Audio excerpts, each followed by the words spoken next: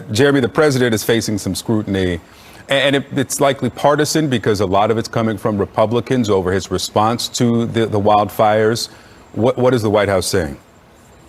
Well, listen, the White House is saying that, look, even though the president was nearly silent for nearly 5 days last week as the devastation was becoming clearer in Hawaii, that behind the scenes, he say that he was leading a robust federal response effort, speaking regularly with state officials, local officials in Hawaii, as well as his FEMA administrator, who was on the ground very quickly after those wildfires broke out. But today, Victor, today will be the opportunity for the president to demonstrate that signature empathy that he is known for, and that was so lacking during that nearly 5-day stretch last week as the death toll was mounting in Hawaii. Today, the president and the first lady will fly to Maui, where they will get a helicopter tour initially of some of the wildfire damage, surveying it from above. Now, the president could hear some criticism of the federal response. Some local residents have been saying that they felt the federal response was too slow. The president also faced criticism from Republicans for the nearly 5 days of silence on this matter while he was at his Rehoboth Beach, Delaware home.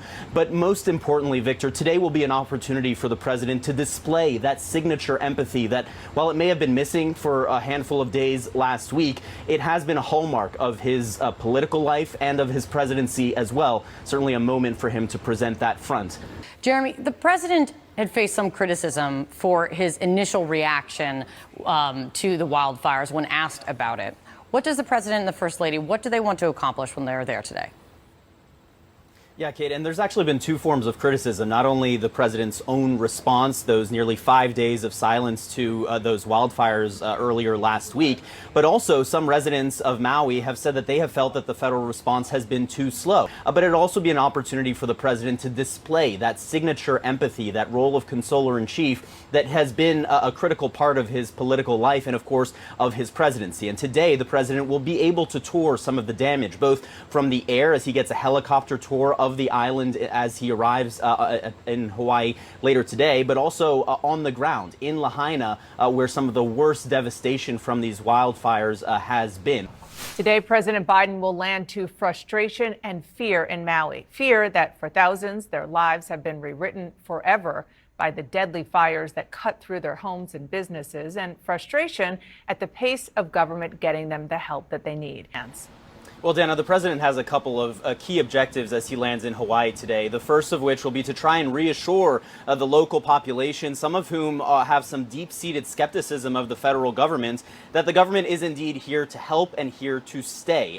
And that is summed up in the Honolulu Star-Advertiser, which writes today that a warm welcome may not be assured for Biden in some circles on Maui. And that is because of some of that frustration with what some have seen as an initially slow federal response to this to these wildfires. The president also has some ground to make up personally after he spent 5 days early last week not commenting on the situation as the death toll was rising, drawing some criticism from Republicans. But today, Dana, will be an opportunity for the president to not only see the disaster firsthand, but also to try and provide that signature empathy that he has been known for in his political life, throughout his political life and during his presidency, in playing that role of consoler in chief.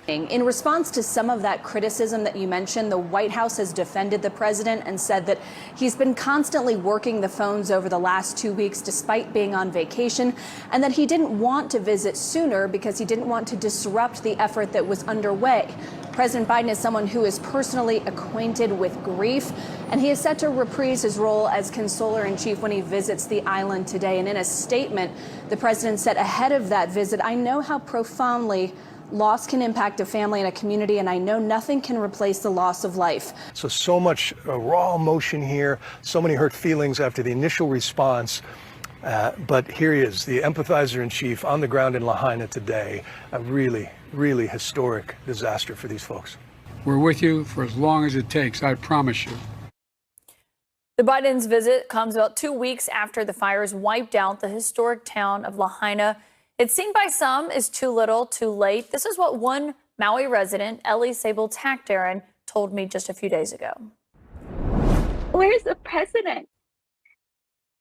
He decides to come here this week, to come here next week. I mean, like, where